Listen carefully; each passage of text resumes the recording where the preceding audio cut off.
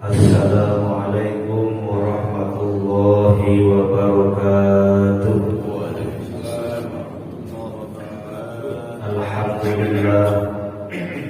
Alhamdulillahilladzi arsala rasulahu bil huda wa dinil haqq liyudhhirahu 'alad dini kullihi arsalahu basyiran wa nadhiran wa da'iyan ilallah bi'iznihi wa sirajan munira. Asyhadu an la ilaha illallah wahdahu la syarika lah wa asyhadu anna sayyidana wa nabiyyana Muhammadan abduhu wa rasuluh.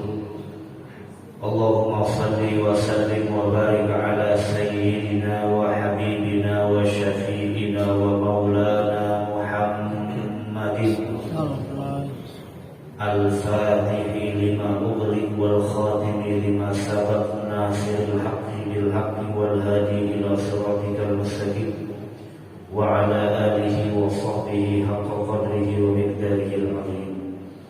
Rabbi shrah li sadri wa yassir li amri wahlul 'uqdatam min lisani yafqahu qawli. Rabbi zidna ilman nafi'a warzuqna fahman jayyidan fil laili wan nahar. Allahumma bika asbahna wa bika amsayna wa bika nahya wa bika namut wa ilaika nusyur. Bismillahilladzi la yadurru ma'a ismihi syai'un fil ardi wa la fis samaa'i wa huwas samiul 'aliim. Allahumma faqihna fid din wa 'allimna ta'wil, amma ba'du.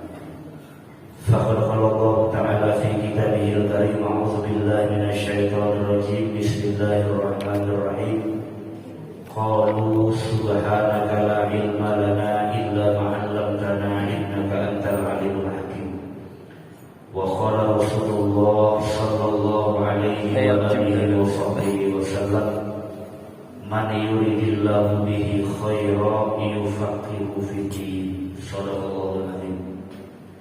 Para jemaah sekalian, jemaah salat subuh dan juga kajian Sabtu subuh Masjid Ar-Rahman yang insyaallah di subuh yang penuh dengan keberkahan ini, semoga salat subuh berjamaah kita menjadi sebab Allah ampuni dosa-dosa kita di sisi Allah Subhanahu wa taala. Dan juga kita niat thalabul ilmi, menuntut ilmu yang hukumnya juga fardu ain, berkenan Allah berikan kita ilmu yang bermanfaat fi dini wa dunya wal akhirah. Amin ya rabbal alamin.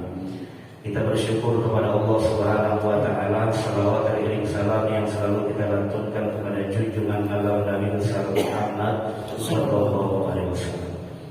Mari kita awali taklim kita dengan membaca Ummul Quran suratul Fatihah. Kita hadiahkan untuk orang tua kita, guru-guru kita, baik yang sudah terdahulu kita ataupun yang masih ada. Kita doakan keluarga kita, jemaah kita, saudara-saudara kita, khususnya juga saudara-saudara kita yang sedang menunaikan ibadah haji. Jemaah haji Indonesia mudah-mudahan diberikan keselamatan, safarnya diberkahi Allah Subhanahu wa taala, pulang membawa haji yang mabrur sesuai dengan sabda Rasulullah sallallahu alaihi wasallam, al-hajjul mabrur laisa lahu jazaa'un illa jannah.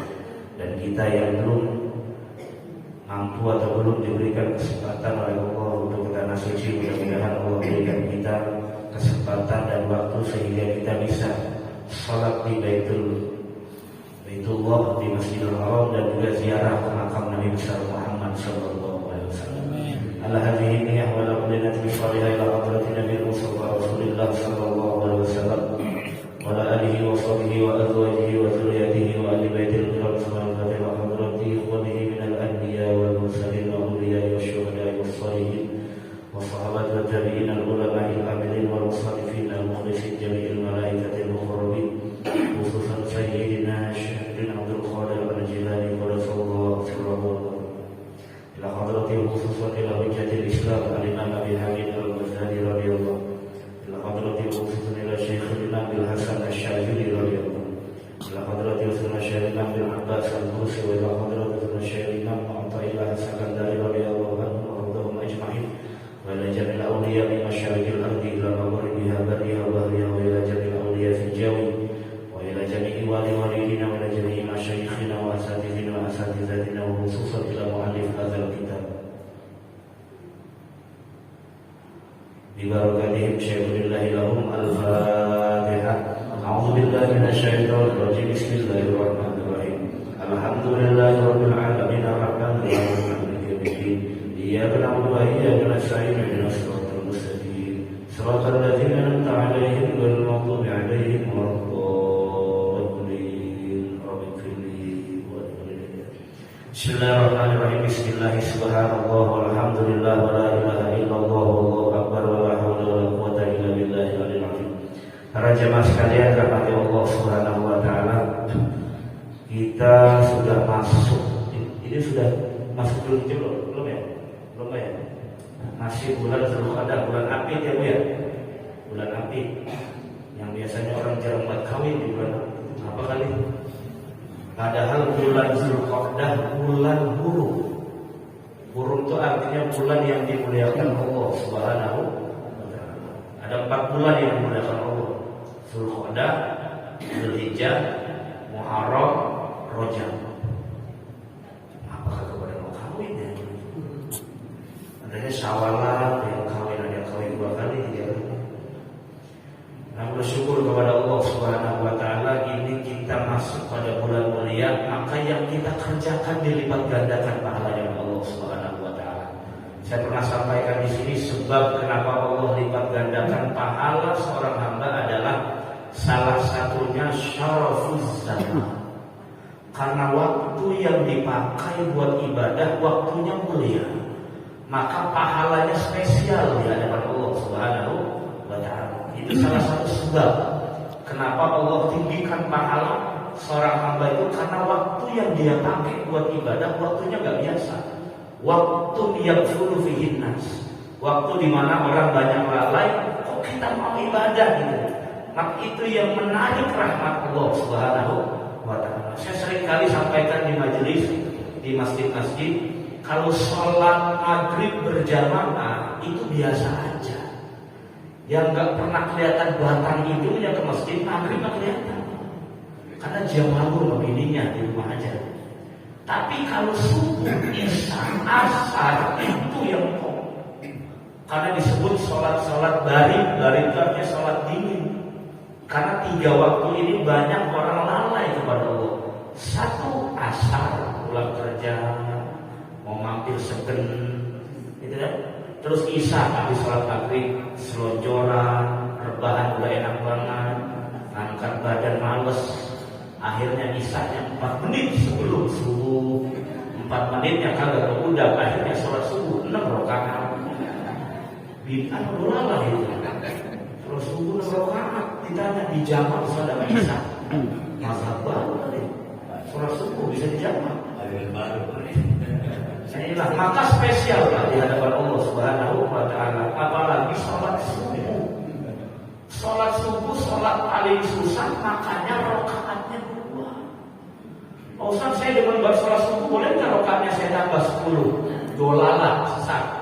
Biar kata rajin buat sholat tetap subuh 2, jadi tambah-tambahin tetap 2. Sholat isya itu yang paling kata ulama disebut sholat yang paling banyak pahalanya. Kenapa? Sudah sholat segan 4 rakaat lagi, masya Allah. Itu kalau yang tepat waktu bil jamaah, udah kata Rasulullah, dakhalal jannah bi ghairi hisab. Orang yang konsisten sholat isya, subuh, asar berjamaah masuk surga tanpa beli karcis.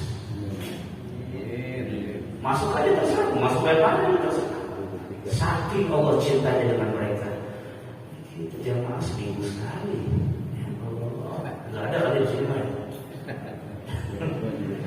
Ini pada jamaah sekarang nanti Allah Subhanahu wa taala. Maka kita bersyukur, apalagi masih diberikan kesempatan sholat subuh berjamaah. Itu nikmat besar karena banyak orang yang tidur dari habis isya subuhnya tetap jam 8. Tidurnya habis isya tetap aja subuhnya jam 8. Di mindok dia tidurnya mindok. Nah, kita pagi ini Pak akan bahas tentang salah satu sekte yang paling tua dalam sejarah Islam. Sekte yang paling tua dalam sejarah Islam. Kenapa kok ada kelompok-kelompok? Kita sebetulnya nggak dilarang oleh Allah berkelompok-kelompok. Yang dilarang itu adalah al-khusumah, bermusuh. Itu yang dilarang. Berkelompok-kelompok nggak dilarang. Tapi kalau kelompok menjadikan putus daripada persaudaraan, putus daripada rahmat Allah dengan saling bersilaturahim dan saling bersaudara, maka kelompok itu bisa menurunkan azab Allah Subhanahu wa taala. Jadi nggak boleh kalau sekte-sekte kelompok-kelompok itu dijadikan alasan untuk kita saling menjauhi saudara kita, padahal saudara kita sholatnya masih ngadep kiblat. Yang begini sholatnya nggak pengaruh terhadap kesalehan sosialnya. Maka ciri khas ahli sunnah wal jamaah di mana saja saya sampaikan, hum la yukafiruna ahlal kiblat. Orang-orang ahli sunnah wal jamaah tidak mudah mengkafirkan orang yang sholatnya masih ngadep kiblat.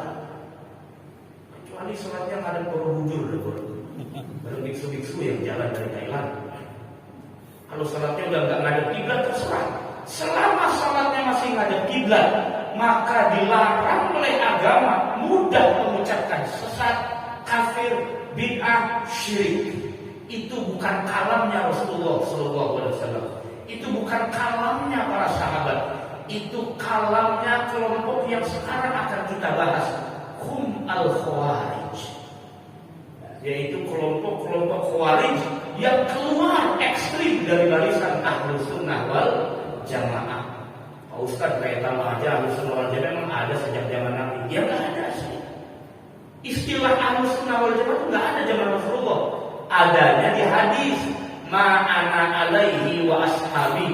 Orang umatku yang paling baik adalah siapa yang berpegang teguh denganku.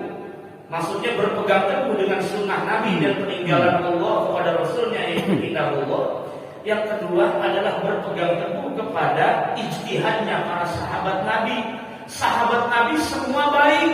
Yang paling utama pangkatnya 4: Abu Bakar, Umar, Utsman, Ali.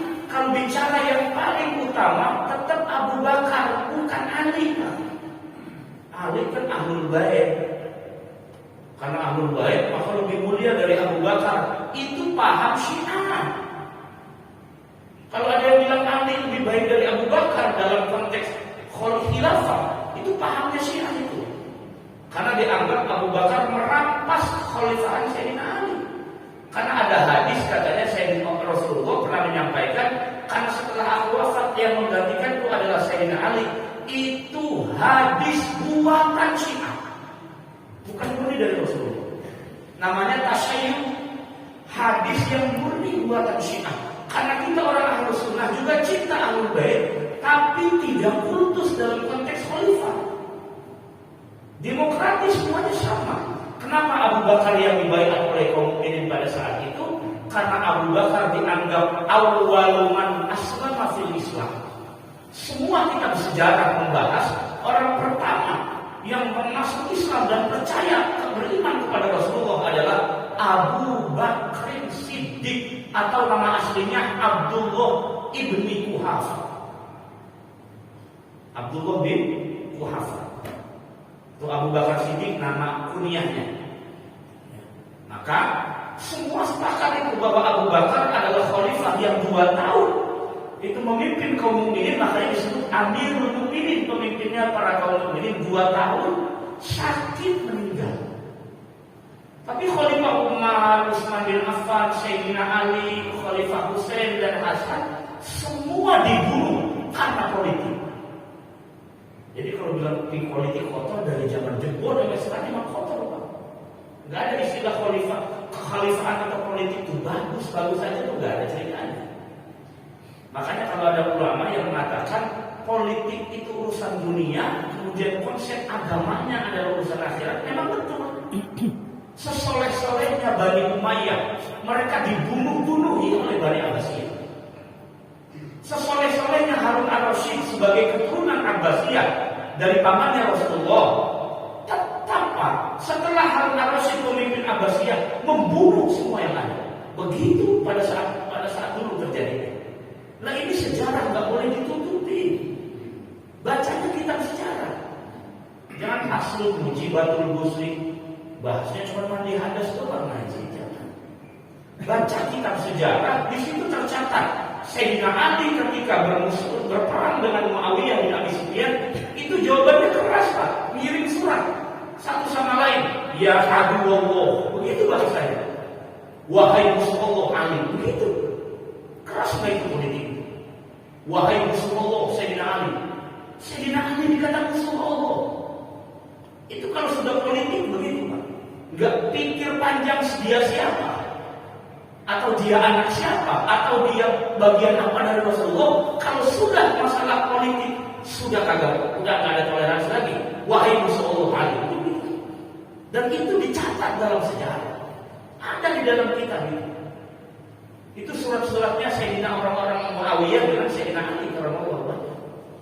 Nah maka persoalan-persoalan yang seperti ini itu penting kita pahami supaya kita tidak salah paham. Karena saat ini banyak sekte-sekte yang yang baru-baru kita nggak pernah kenal. Kita nggak pernah kenal ada sebutan al-firaqul Islamiyah. Firaq Islamiyah itu artinya kelompok-kelompok yang masih masuk dalam koridor Islam. Karena ada juga kelompok yang sudah keluar dari koridor Islam. Ada banyak. Saat ini di Bali ada itu, Pak. Namanya Syiah Bahrok. Itu sudah kebatinan keluar dari Islam. Udah bukan Islam lagi. Tapi casingnya Islam. Casingnya Islam. Tapi secara prinsip agama, hum yakhrujuna 'anil Islam, mereka sudah keluar dari Islam karena sudah mengingkari pokok-pokok ajaran agama. Kalau cuma sekedar beda dikit itu nggak masalah. Supaya agama ini bisa berkreasi dan bisa sesuai dengan konteks zaman, itu nggak dilarang, Pak. Tidak dilarang Allah dan Rasulnya, tidak. Meskipun kitab sucinya tidak berubah dari zaman Rasulullah, tetap bunyinya amma yatasaalun, tetap bunyinya begitu. Tapi tafsiran Al-Quran itu boleh disesuaikan dengan konteks. Makanya Allah katakan yang mengerti makna dalam tentang Al-Quran dua. Satu Allah dan Rasulnya. Kedua warasikhuna fil ilmi, orang yang ilmunya mendalam, para ulama. Jadi kalau yang gak punya kapasitas, kompetensi, ya jangan menafsirkan Quran, tapi ngaji, bukan nafsirin Quran. Biar orang yang paham. Yang tidak paham taklim saja ikut. Jangan kemudian gara-gara gurunya beda pendapat sama ulama tafsir yang lain, kemudian menganggap gurunya paling benar. Nah ini fatalnya berguru cuma sama satu guru, itu fatal saudara. Fanatiknya bisa berlebihan. Secara casingnya bagus, tapi interaksi sosial ke depan, melihat kebenaran di luar fahamnya, itu nggak bisa. Padahal Nabi seringkali ketika berdebat dengan kaum Nasrani Najran itu kaum Nasrani Najran, Kristen pada saat itu, Nabi nggak pernah merasa agama kami paling baik. Nabi cuma bilang, saya manusia, sisi kemanusiaan saya, kata Rasulullah, bisa saja salah, bisa benar. Dan Anda bisa saja salah, bisa benar. Secara zahir kan kelihatannya Nabi gak tegas begitu dakwah. Tapi bukan itu poin pentingnya, Pak. Cara kita berdebat dengan orang, apalagi orang yang hidayahnya masih jauh dari Allah, harus dengan pakai cara yang benar. Dan Nabi ngomong begitu gak salah. Tidak semua hadis murni dari Allah. Ini kalau kita ngaji musola beneran dikit paham. Tidak semua hadis Nabi itu murni dari Allah. Karena ada hadis yang Nabi ijtihad sendiri. Kalau salah Jibril turun. Bukan begitu Muhammad, yang benar begini. Itu dibenarin Nabi. Namanya hadis taufiqi namanya. Kalau belajar ilmu riwayat dan dirayat dalam ilmu hadis.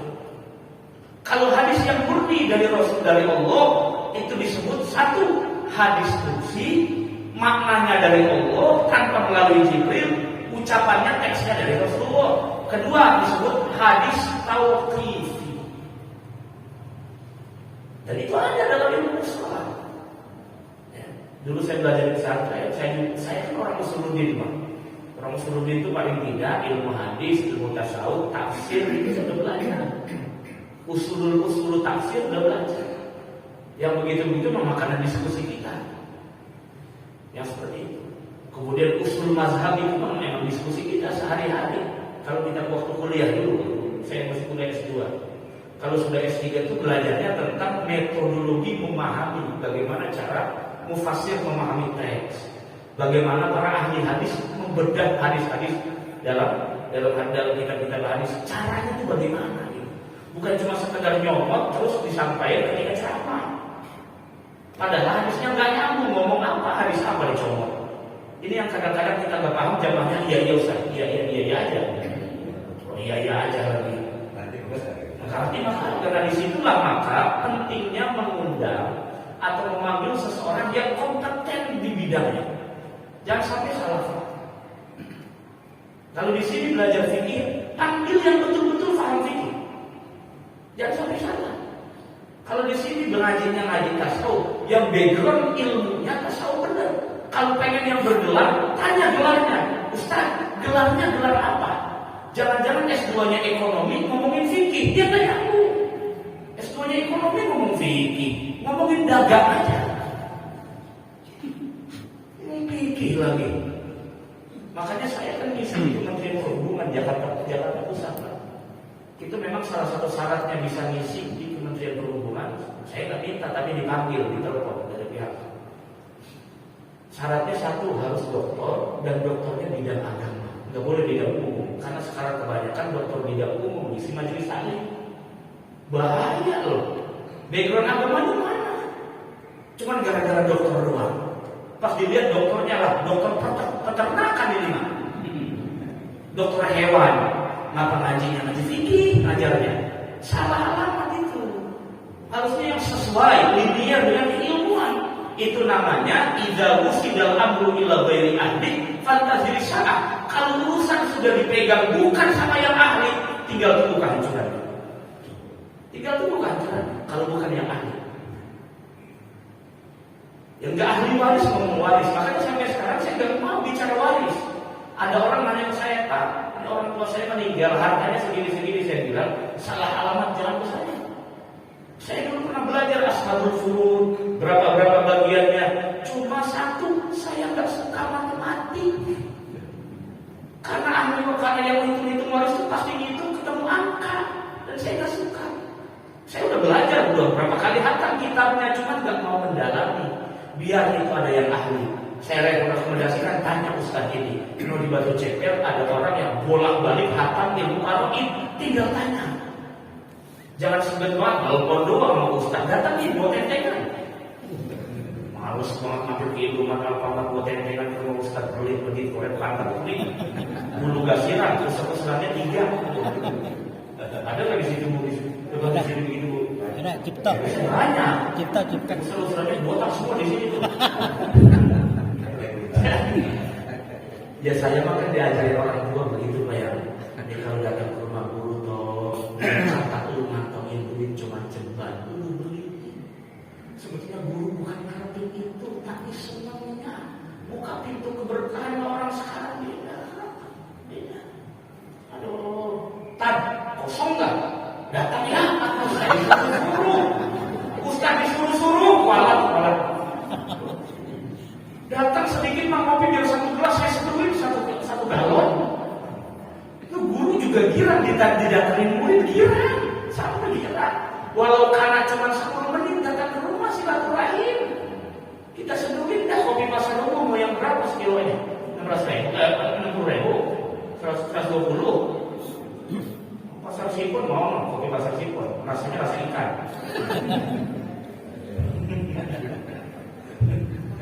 Ya kadang itu pernah lagi subuh lurus saja ya, hilang saya ber. Ustaz masuk ikut datang aja, ke orang khutbah Jumat di pengajian. Ya, lihat aja khutbah Jumat, dia kan udah garang-garang, assalamualaikum, tetap aja banyak yang mengheningkan cipta. Sekalinya bangun dia tanya, udah belum tak? Kan kurang aja ya.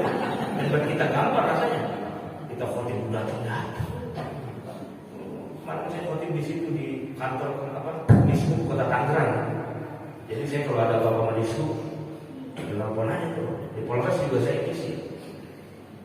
Kata saya, oh Robi, orang khotbahnya mah udah jauh-jauh, teriak-teriak, bincang-bincang, cuma tinggal ngiler doang. Ya. Makanya apalagi ngaji subuh ya, kalau ngaji udahlah kita serius banget juga. Ya yang penting enjoy tapi bisa masuk surga. Amin ya Rabbal. Tapi jangan ke-enjoyan ya. Jangan. Ini para jamaah sekalian rahmati Allah Subhanahu wa taala. Nah, kita akan bahas itu. persoalan tentang sekte atau kelompok yang dia sudah keluar dari barisan yang disebut dengan Rasulullah dalam hadis, alaikum bisunnati wa sunnatil khulafa'ir rasyidin al-mahdiyyin. Sudah keluar dari barisan ini. Kenapa? Karena orang-orang Khawarij sesuai nama. Khawarij ini sigot muntahal jumbo dalam bahasa Arab. Makanya kata Khawarij nggak boleh pakai tanwin, nggak boleh Khawariju. Kenapa? Karena nggak boleh dari tanwin. Nah, Khawarij itu diambil dari kata Kharijatun an-Sayyidati Ali, keluar dari barisan Sayyidina Ali karramallahu wajhah. Dulunya pengikut Ali cuma kecewa karena Sayyidina Ali menerima tahkim. Tahkim itu kalau bahasa kita apa ya? Upaya penyesuaian terhadap konflik, tapi tidak melalui peradilan. Namanya tahkim. Kalau bahasa dulu itu namanya tahkim. Akhirnya Sayyidina Ali gak jadi khalifah, Muawiyah gak jadi khalifah. Tapi ternyata pengikut Muawiyah namanya Amr bin As berkhianat. Pengikut Sayyidina Ali namanya Abu Musa al-Ash'ari. Itu menyampaikan di mimbar sesuai dengan kesepakatan tahkim. Sayyidina Ali turun dari jabatannya sebagai khalifah, Muawiyah juga turun sebagai gubernur Syam pada saat itu. Dua-duanya tidak ada khalifah, nanti akan dipilih ulang. Ternyata pengikutnya Muawiyah, Amr bin As, naik mimbar bilang, saya sepakat Sayyidina Ali diturunkan jadi khalifah, tapi saya tidak sepakat bahwa Muawiyah saya nisbahkan sebagai khalifah. Itu pengkhianat. Disinilah kemudian pengikut Ali kecewa karena Sayyidina Ali menerima tahkim, dianggap Sayyidina Ali berhukum bukan dengan hukum Allah, maka kafir, halal darahnya. Pengikutnya Ali namanya Khawarij. Maka Sayyidina Ali pun dibunuh oleh mantan pengikutnya sendiri ketika sholat subuh, namanya Abdurrahman bin Muljam. Kalau di kitab lain bilangnya bin Muljim. Mantan pengikut Ali yang kecewa menikam Sayyidina Ali dari belakang, pembunuh Sayyidina Ali, dan beliau hafal Quran. Yang bunuh Sayyidina Ali hafal Quran, bolak-balik. Jangan terkecoh sama orang hafiz Quran, jangan terkecoh juga. Hafal Quran cuma mulutnya pasti benar. Nah siapa? Orang banyak orang hafal Quran juga, jangan nyakitin saya ya. Saya ini hafiz Quran loh. Udah ujub tuh namanya, ria. Iya kan? Sama aja, gak ada jaminan. Hati kita yang dijaga Allah, bagaimana bukan persoalan bagaimana visi kita secara zahir. Abdurrahman bin Muljam pembunuh Ali, cuma kata Sayyidina Ali, Qurannya cuma sampai tenggorokan, tidak sampai ke hati. Akhirnya begitu, melihat makna Islam secara tekstual, memahami Al-Quran secara tekstual, menganggap orang yang beda dengannya adalah kafir dan boleh dibunuh secara Islam. Nah nanti ini saya bahas prinsip-prinsip akidahnya seperti apa. Jadi kalau saat ini ada yang akidahnya semodel kayak begini, itu anak keturunan Khawarij yang masih hidup. Kalau sekarang masih ada ya, nggak tahu masih ada. Nah itu. Yang pertama, Sayyidina Ali itu dari Kufah, Pak, Irak. Muawiyah itu dari Syam. Syam ini sekarang Suriah, Palestina, Suriah, Libanon, Damaskus. Dulu disebutnya Syam. Ya, Syam. Sayyidina Ali ketika jadi khalifah tinggalnya bukan di Madinah, tinggalnya di Irak. Ya, di Kufah. Sayyidina Ali datang dari Kufah, Muawiyah datang dari Syam. Ada peperangan disebut perang Siffin. Saya pernah tanya sama teman saya alumni Al-Azhar, Kairo. Saya tanya, Kiai, kalau ada hadis yang diriwayatkan oleh Muawiyah bin Abi Sufyan, Kiai terima nggak? Ya terima aja, kenapa ya? Soalnya Muawiyah anaknya punya catatan membunuh anaknya Sayyidina Ali, Husain bin Ali bin Abi Thalib. Terima enggak hadis yang diriwayatkan oleh Muawiyah bin Abi Sufyan? Ya terima sih, itu mah jangan dianggap Muawiyahnya yang jelek, tapi memang anaknya aja biar kerok Badar itu mah. Jadi anaknya yang jahat. Kalau Muawiyah dikit-dikit paling tipu daya politik, tapi kalau persoalan membunuh tidak. Jadi kalau ada orang yang menolak hadis Muawiyah, itu pasti Syiah.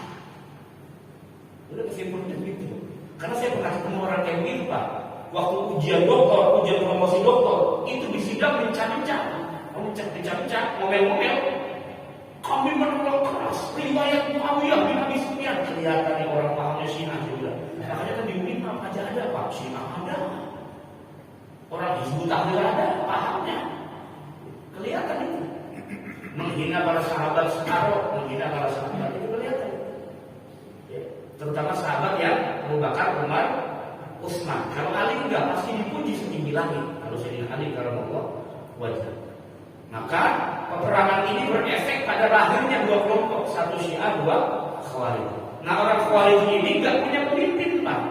Setelah Ali lengser, Muawiyah lengser, mereka membaiat pemimpinnya sendiri. Namanya Abdullah bin Wahab Ar-Rasibi. Abdullah bin Wahab Ar-Rasibi, pemimpin Khawarij pada saat itu. Jadi cuma keluar dari barisan kaum muslimin. Mereka itu bikin baiat sendiri, punya khalifah sendiri. Namanya Abdullah bin Wahab Ar-Rasibi. Dan itu bukan suku Quraisy, karena pada saat itu pemimpin kebanyakan diambil dari suku Quraisy. Ya, dari suku Quraisy. Yang selain itu tidak. Ya. Maka di sini dikatakan ahammul mu'taqadatil lati infaru biha. Akidah-akidah atau doktrin-doktrin paham orang-orang Khawarij ini yang paling penting dalam sejarah Islam tercatat adalah yang pertama, mereka menganggap bahwa pembaiatan khalifah itu tidak akan sah terjadi tanpa dibaiat secara sempurna dan semua sepakat. Contoh begini Pak, waktu dibaiatnya Muawiyah itu sebagian nggak sepakat menjadi khalifah. Waktu dibaiatnya Sayyidina Ali itu separuh orang Syam nggak sepakat. Maka kata Khawarij ini tidak disebut mubaiatun shahihah, pembaiatan secara benar dan sempurna. Maka khalifahnya tidak secara hukum. Itu dianggap oleh Khawarij seperti itu. Nah itu udah doktrin Khawarij itu, doktrin tentang politiknya. Yang kedua, siapa saja yang jadi pemimpin tidak boleh bawa suku. Itu paham Khawarij. Orang Quraisy boleh jadi khalifah. Orang non Quraisy, suku di luar Quraisy juga boleh jadi khalifah.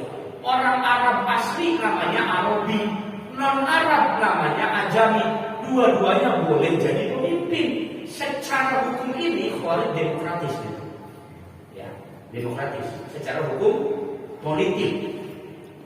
Secara hukum politiknya agak demokratis, tapi kapan saja khalifah itu tidak memihak kepada rakyat, di situ boleh dimakzulkan dan darahnya halal dibunuh. Jadi orang Khawarij itu gampang-gampang aja ngomong bunuh itu gampang. Bunuh. Yang paling clear zaman pada saat itu ketika Nabi tahun berapa tuh Pak? Yang Nabi dibuat karikatur di Prancis. 2022 atau 2021 ya. Yang kemudian ada orang katanya saking cintanya sama Nabi membunuh orang itu. Ya. Ah? 2022. Nah, saya tanya, membunuhnya benar atau salah?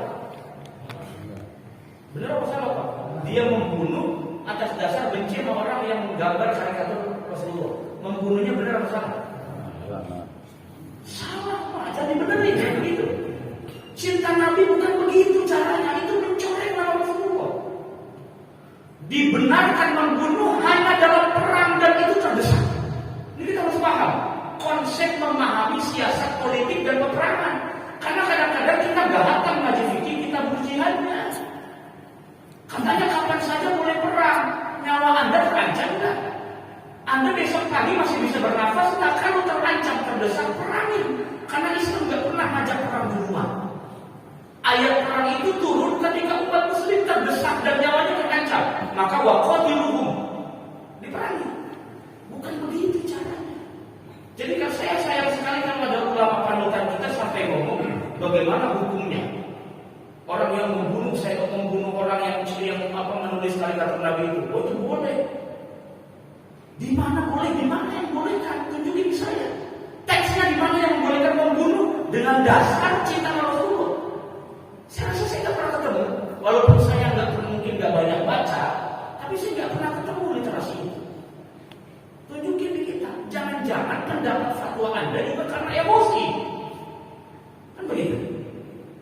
Anda ini Jakarta kalau sama yang lain toleransi, tapi amal keluarga sendiri enggak.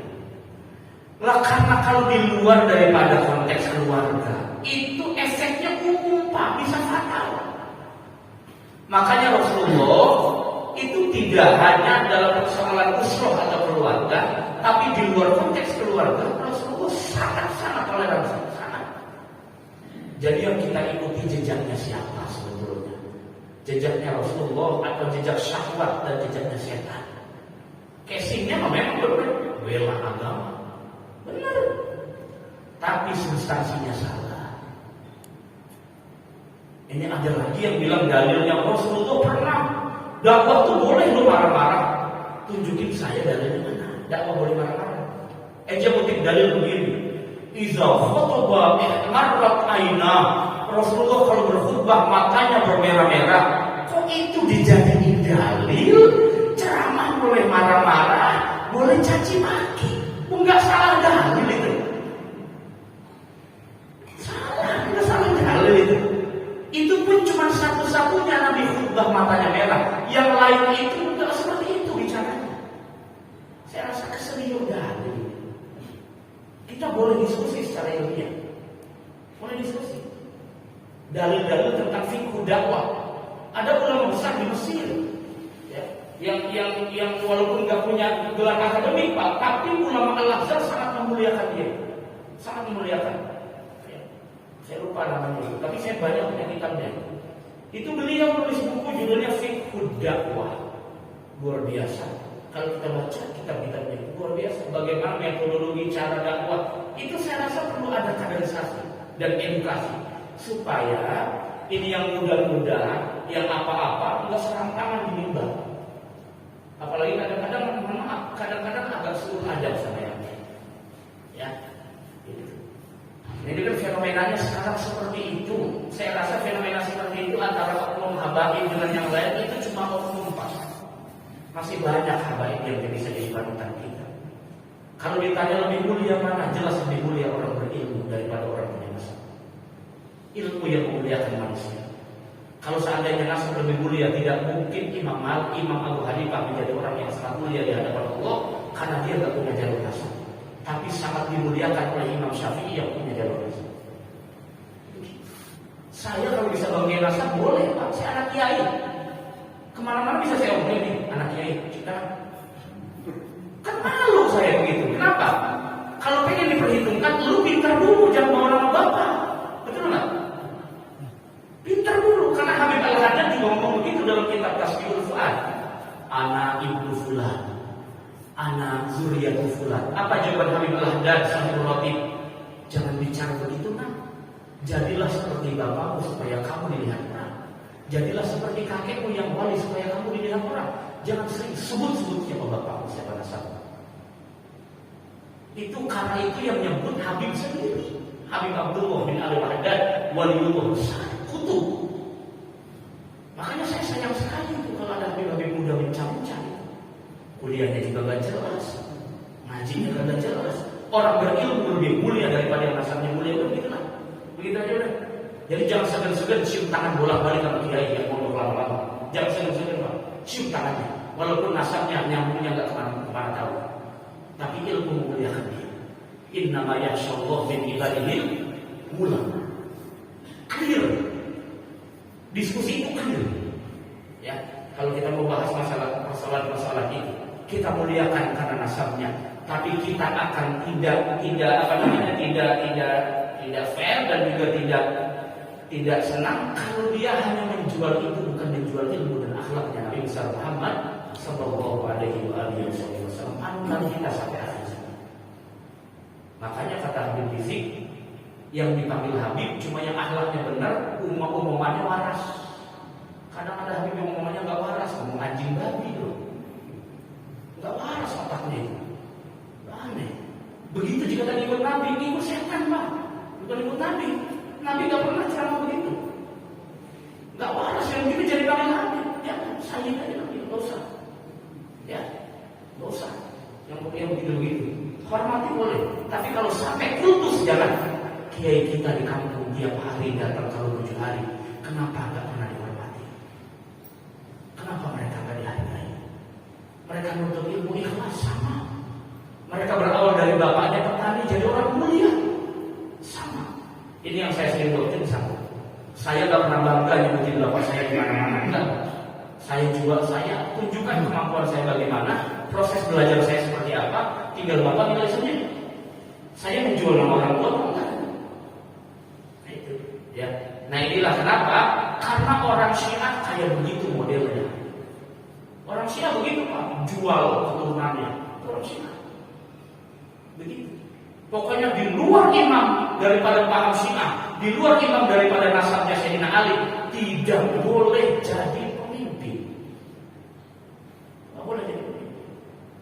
Makanya saya sayangkan sekali, jangan sampai terpecah belah, jangan sampai terpecah belah. Ya, semua sama, masih banyak yang bisa jadi panutan kita, masih banyak orang-orang yang hatinya bersih dan soleh, masih banyak yang kita jadikan panutan dalam dakwah, yang kita jadikan panutan dalam ukhuwah, yang kita jadikan panutan dalam lisan, yang kita jadikan panutan dalam beragam, banyak.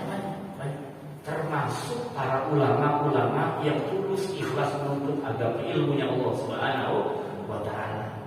Sampai saya kemarin pernah, kan mertua orang jomblo Pak, saya di Kreo itu dekat situ tuh, itu di masjid semuanya itu di masjid itu, Maulid Nabi apa segala macam, itu undangnya Habib semua.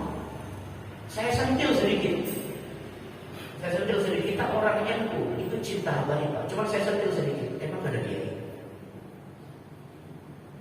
Mereka yang kapan saja mau diundang 3 harian, mereka yang kapan saja mau datangin kita yang di kampung, kasih mereka. Ya, mereka juga sama, ilmunya sama. Kalau yang nggak belajar tetap bodoh juga, jangan mau belajar sama orang bodoh. Belajarlah sama orang berilmu, belajar sama orang bodoh sesat, menyesatkan. Ya, saya sering kali ditanya kayak gitu, udah saya, udah pokoknya dalam agama yang mulia, yang berilmu, udah gitu.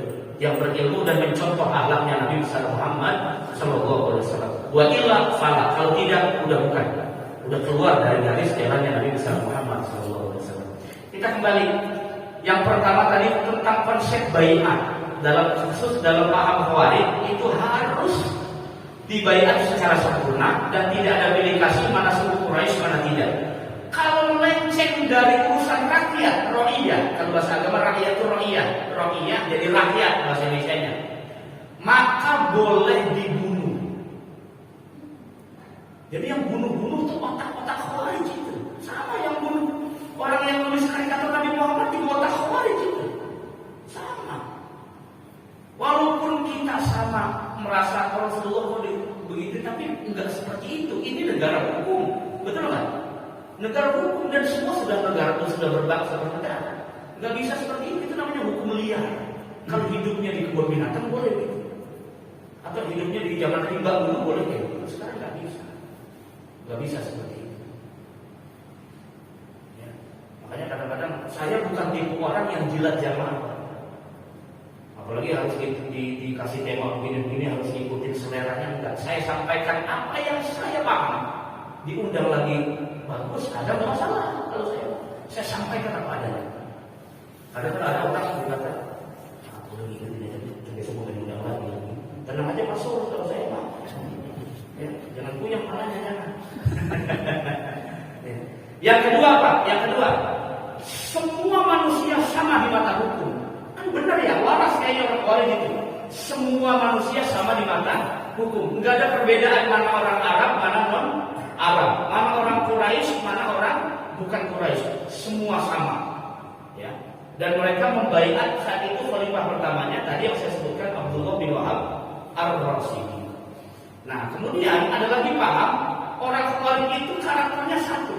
Yukaffirul muslim, sering mengucap kata kafir kepada orang muslim. Fi'tiqadihim birtikabi maksiatin ma. Kalau orang muslim melakukan maksiat apa saja, kecil besar, sengaja nggak sengaja, maka disebut kafir. Ini orang muslim nih mau ngelakuin dosa kecil besar, sengaja nggak sengaja, maka orang Khawarij akan bilang dia kafir. Itu gampang ucap kata kafir mereka ini. Mau dosa kecil kayak mau dosa gede tetap disebutnya kafir. Dalilnya mana? Sayyidina Ali karramallahu wajhah cuma gara-gara menerima proses tahkim dianggap kafir oleh kaum Khawarij dan langsung dibunuh ketika salat subuh. Nah, peristiwa ini menjadi dalil bahwa pelaku dosa kecil juga kafir menurut orang Khawarij.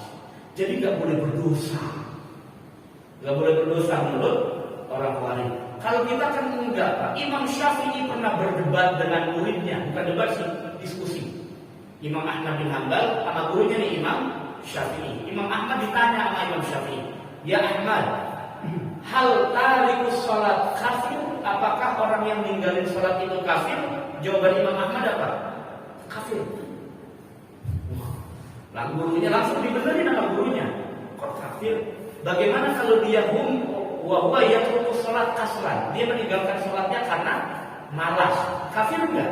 Bingung Imam Ahmad. Kafir enggak ya? Mulai bimbang tuh, mulai bimbang. Dipertegas lagi oleh Imam Syafi'i. Bagaimana kalau dia meninggalkan sholat karena lupa? Kan pertanyaannya pertama, bagaimana hukum orang ninggalin sholat? Terus pertanyaan kedua dirinciin lagi sama Imam Syafi'i. Yang kedua, bagaimana kalau ninggalin sholatnya malas? Yang ketiga, bagaimana ninggalin sholatnya lupa? Akhirnya kesimpulannya di akhir Imam Ahmad bilang tidak kafir wahai guru. Jadi orang kalau ninggalin sholat jangan gampang bilang kafir, paling tidak fasik. Paling tidak, bukan pesek, fasik. Ya, pesek kalau pesek mah hidup mendem nih. Fasik itu ya iman tapi nggak mau ibadah.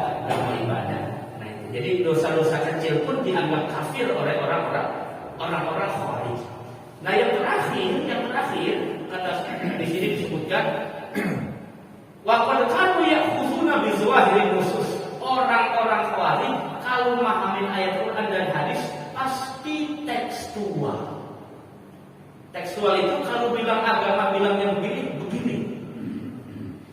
Bapak pernah dengar nggak ada kelompok dalam fikih namanya Zahiriyah? Nah, kata orang Zahiriyah, hukum orang Zahiriyah masih ada saat ini masih, cuma kelompoknya nggak banyak. Bagaimana hukumnya minum pil ekstasi?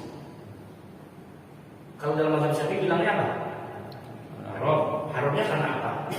Nanti ada kiasnya kepada kias khomer karena elatnya bukan dan begitu gampangnya. Tapi orang-orang Zahiri bilang karena tidak ada di Quran hadis boleh.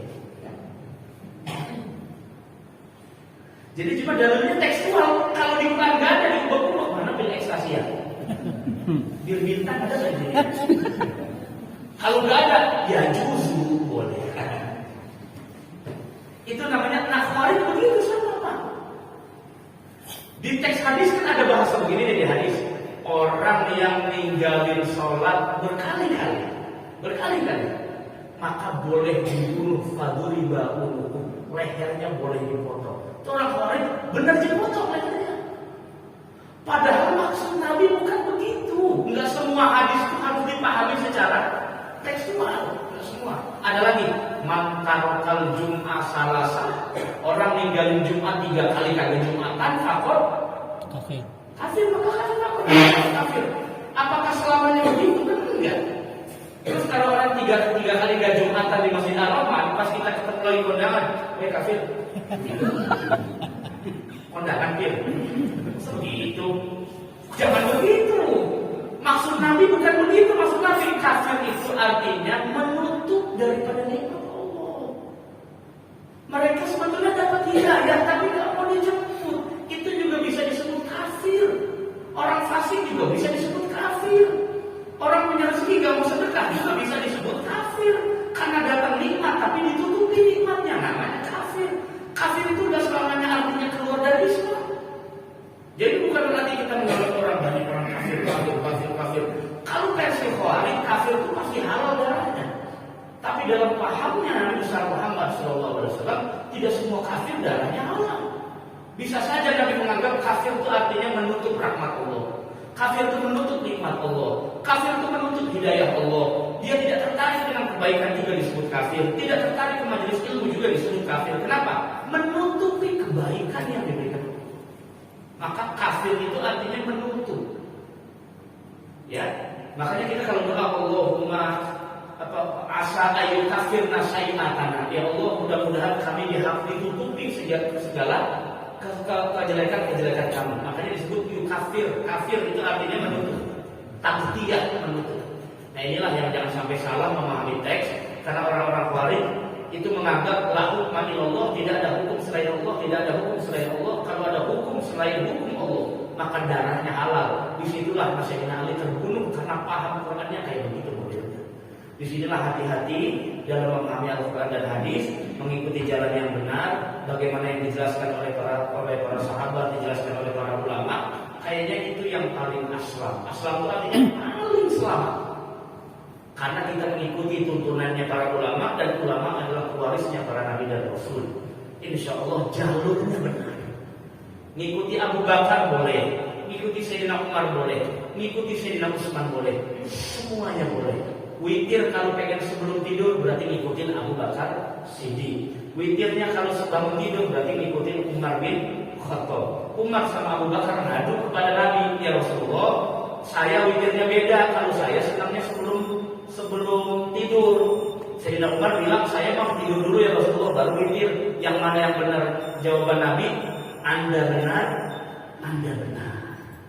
Itu bijak ya, kayak sekarang ya. Kalau nanya ke Ustaz, haram, udah mesti tidur, dosa.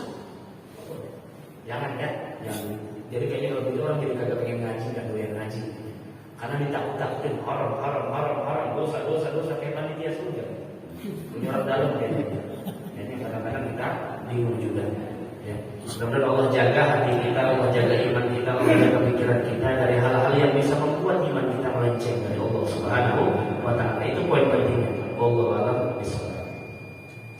Itu materi yang disampaikan. Bapak-bapak, ibu, ada yang mau ditanya? Nah, silakan Pak Syed. Assalamualaikum warahmatullahi wabarakatuh. Waalaikumsalam. Ustaz, saya ingin bertanya. Ada salah satu statement yang bagaimana menurut pandangan saya Ustaz? Karena ada salah satu sekretaris hakim itu sendiri, menurut dia kalau ngaji dengan hakim dibandingkan dengan para kiai, lebih utama perbandingan adalah satu hakim 7 kiai. Apakah menurut saya pandangan seperti itu Ustaz? Jadi atas terima kasih Ustaz. Jawab apa? Iya, itu kan motifnya dari kitab-kitab Habib. Saya ini kolektor kitab Habib. Jadi Habib-Habib yang sering datang ke rumah saya itu nggak bakal saya kasih. Kadang-kadang begini Pak, datang Pak, Assalamualaikum Ustaz, minta BHS tuh, kurang ajar saya. Datang-datang langsung nonton BHS. Saya bilang begini, Habib pulang bawa kitab kemari, jual, saya beli. Jadi saya ngasih juga nggak cuma-cuma. Jadi jangan kayak orang nodong gitu loh. Kadang-kadang di saya, kok saya, di gua juga nggak kiai. Bisa aja saya gituin, turunan orang pandai gelap nih. Bisa aja kita gituin, cuma saya nggak mau begitu. Nah, saya bilang Habib bawa kitab-kitab kemari, Habib dagang, saya lebihin duitnya. Bilang begitu, itu kayaknya saya lebih ridho. Bagaimana sih? Aliyah dulu dia khairu min aliyah disupla. Tangan di atas lebih baik daripada tangan di bawah. Harusnya suriah Nabi sering ngasih, bukan sering minta. Itu poin pentingnya. Kok sering minta? Datang-datang ke pondok saya, ngomong sama abah saya, Yai, kami mau murid, butuh sapi. Loh, kok butuh sapi ngomong sama gua? Kami bagai juga. Akhirnya dites sama bapak saya. Ya nanti saya kasih, baca doa dulu. Dites baca doa. Gegedang. Astagfirullahaladzim. Kagak ide baca doa, modal gamis doang, itu mancung. Allahu Akbar kabiro. Apalagi saya saudaraan kita Fatul Mu'in kali. Ya kan? Awas, hati-hati. Ada yang palsu juga sama ada.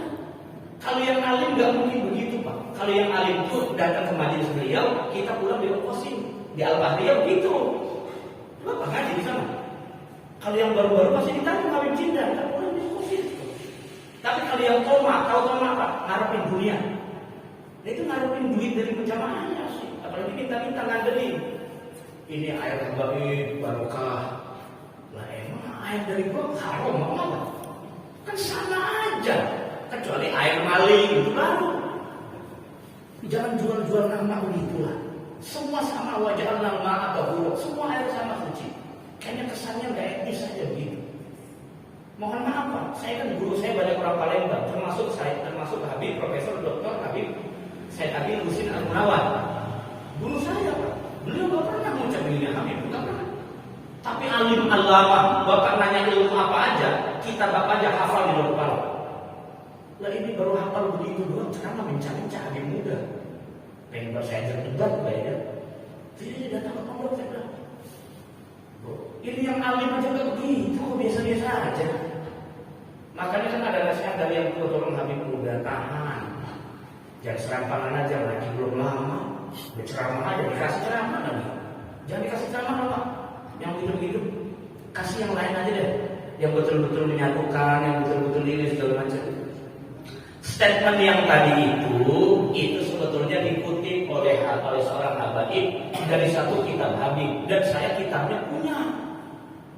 Mau kitab karangan Habib siapa? Saya punya, saya kolektor kitab-kitab habaib, termasuk kitabnya Habib Zain bin Smith, Habib Ali bin Hasan Baharun, saya punya lengkap. Takror Sadidah saya punya lengkap. Syamsul Munir saya punya lengkap. Semua kutub kitab-kitab karangan Habib Abdullah Al-Haddad saya punya lengkap. Karangan Habib Abdullah bin Ali Idrus, Majmu'ah Idrus saya punya lengkap. Abdullah Balfaqih saya punya lengkap. Semua saya punya lengkap kitab-kitab itu, dan saya memang senang membaca kitab-kitab habaib. Yang tadi dikutip itu lagi kepleset lidah. Saking mencah-mencahnya semangat kepleset. Dia anggap bahwa apalagi muridnya lebih geblek. Itu muridnya yang ceramah lebih geblek lagi dikata. Katanya satu habaib yang jahil lebih baik daripada 70 kiai. Nah itu yang nyampein begitu, yang namanya gondrong geblek. Bodoh amat saya bilang aja geblek. Begitu. Nah, diskusi ayo. Gak usah pakai emosi, ayo pakai ilmu. Maksud saya ilmiah lawan sama ilmiah kan begitu. Jangan pakai syahwat tuh. Jangan pakai syahwat. Anda pakai kitab apa? Kita pakai kitab. Jangan-jangan salah baca kitab. Jangan-jangan motifnya. Nah ini yang kadang-kadang bahaya. Tidak benar kalau seandainya satu habib, jangan jahil dah, yang alim itu lebih bagus daripada 70 kiai yang alim. Jangankan yang jahil, yang alim pun kalau berbandingkan 70 kiai yang alim tetap lebih baik 70 kiai yang alim. Kenapa begitu? Karena agama ini mulia karena ilmu, bukan asal. Saya akan jawab ya dalam riwayat Imam Sahih Muslim. Inna hadzal ilma din fanzuru amman ta'khuzuna dinakum. Itu yang pertama. Yang kedua, Imam Al-Qurtubi dalam tafsirnya menjelaskan tafsir ini nih. Bapak pernah dengar ayat ini kan? Innamal mu'minuna ikhwah fa aslihu baina akhwaykum wattaqullah. Imam Qurtubi dalam tafsirnya Al-Jami' li Ahkamil Quran menyebut begini nih. Li anna ukhuwatan nasab la asbad. Karena kekuatan nasab pada prinsipnya tidak akan pernah kuat. Tapi kan nasabnya Rasulullah nyambung. Saya yakin itu. Karena dalam kitab Sulamul Muhriqah juga bilangnya begitu Pak. Tapi saya yakin Nabi nggak akan rela kalau nasabnya dikotori dengan jalan yang bukan mengikuti jalannya Nabi besar Muhammad Sallallahu Alaihi Wasallam. Sedih banget Rasulullah itu sedih. Maka agama ini mulia karena ilmu. Yang harus kita muliakan orang alim. Orang bodoh harus dijauhi, bukan dijauhi. Makanya kata Sayyidina Ali kan keturunan Rasulullah. Tapi apa kata Sayyidina Ali?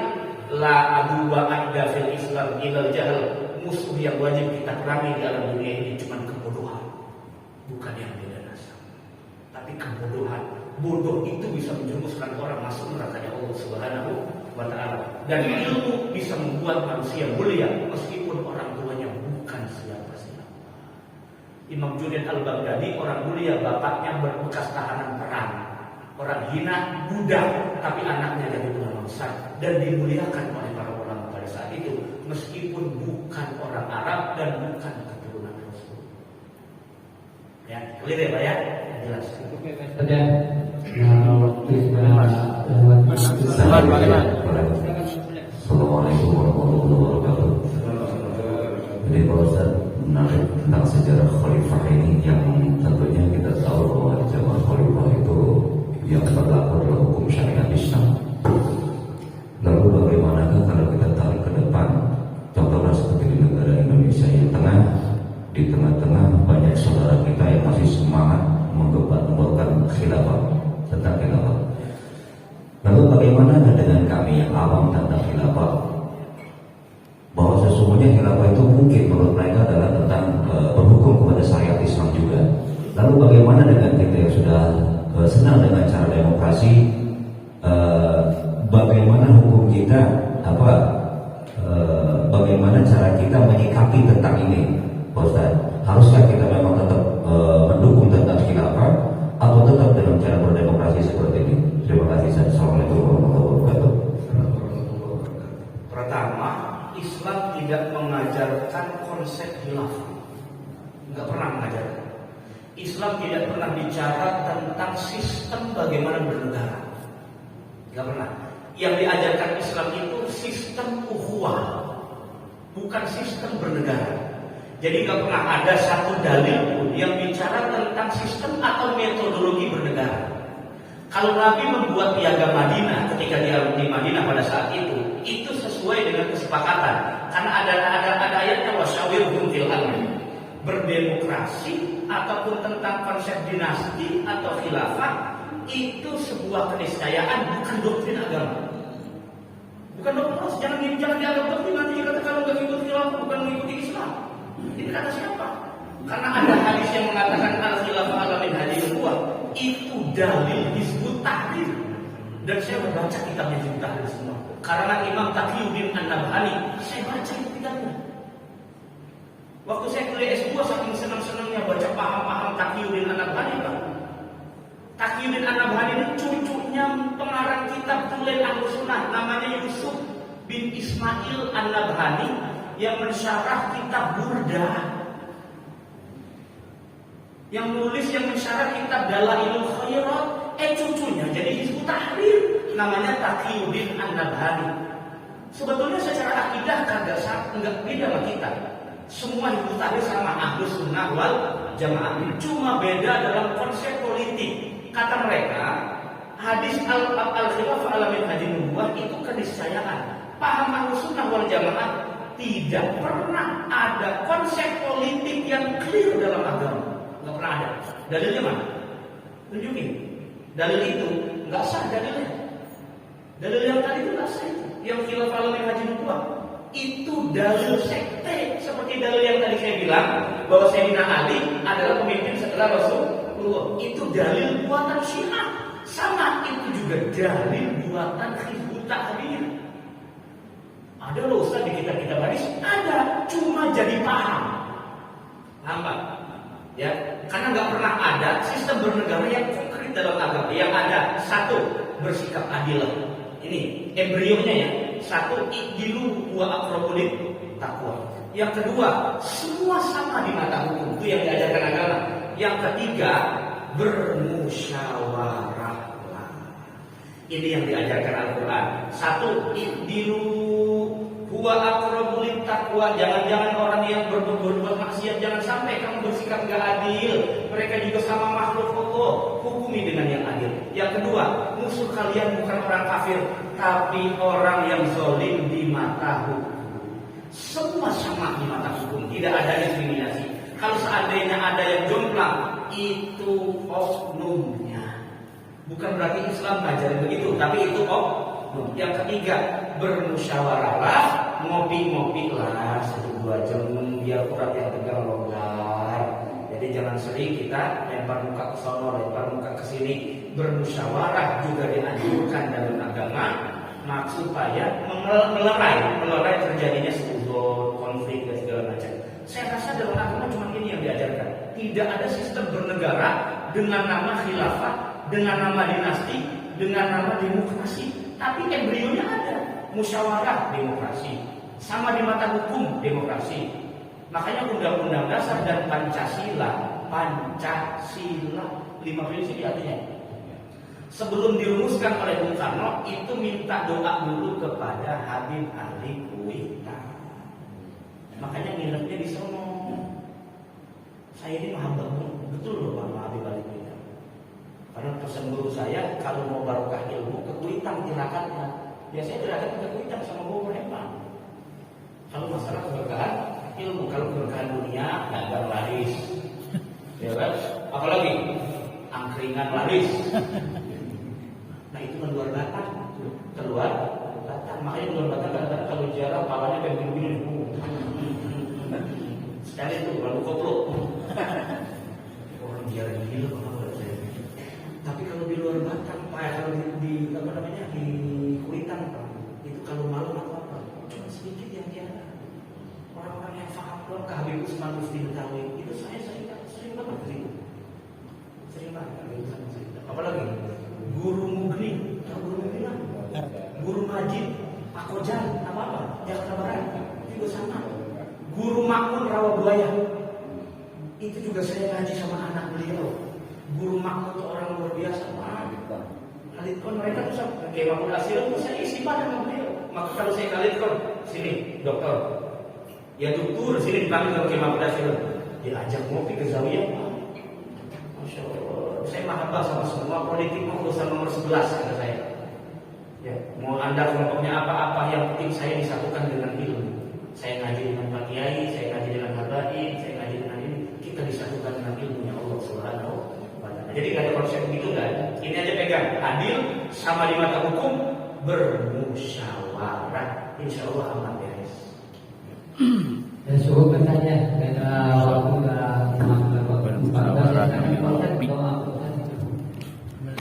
Al-Fatihah. Alhamdulillah minasyaitonir rajim. Bismillahirrahmanirrahim. Alhamdulillahirabbil alamin arrahmanirrahim maliki yaumiddin. Iyyaka na'budu wa iyyaka nasta'in ihdinas siratal mustaqim siratal ladzina an'amta 'alaihim ghairil maghdubi 'alaihim waladdallin. Allahumma shalli 'ala Muhammad wa 'ala ali sayyidina Muhammad. Allahumma anfa'na bima 'allamtana wa 'allimna ma yanfa'una wa zidna ilma. Allahumma arzuqna fahman nabiyyin wa hifdzal mursalin wa ilmal malaikatil muqarrabin bi rahmatika ya arhamar rahimin. Allahumma ij'al jam'ana hadza jam'an marhuma wa tafarraqana min ba'dihi tafarraqan ma'suma wa la taj'al minna wa la fina wa la bainana syaqiyya wa la mahruma. Rabbana atina fid dunya hasanah wa fil akhirati hasanah wa qina adzabannar. Wa sallallahu ala sayyidina Muhammadin wa ala alihi wa sahbihi ajma'in. Subhana rabbika rabbil izzati amma yasifun wa salamun alal mursalin walhamdulillahi rabbil alamin. Assalamualaikum warahmatullahi wabarakatuh.